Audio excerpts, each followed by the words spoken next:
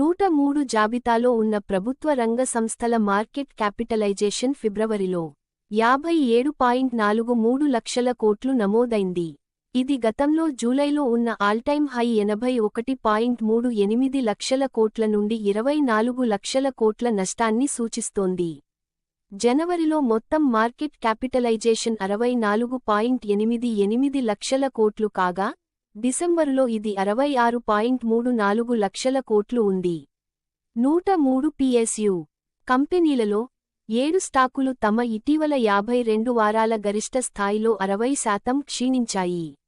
మరో 28 స్టాకులు 50 నుండి 59% మధ్య పడిపోయాయి. 34 స్టాకులు 40 నుండి 50% మధ్య తగ్గాయి, మరియు 32 స్టాకులు 20 నుండి 40% మధ్య నష్టపోయాయి.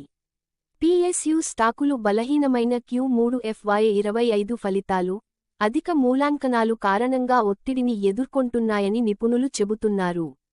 రక్షణ, రైలు రంగాల్లో తగ్గిన ఆర్డర్ ఇన్ఫ్లోలు వృద్ధిపై ఆందోళనలు పెంచాయి. అనేక సంవత్సరాల ర్యాలీ తర్వాత లాభాల స్వీకరణ, ప్రాఫిట్ బుకింగ్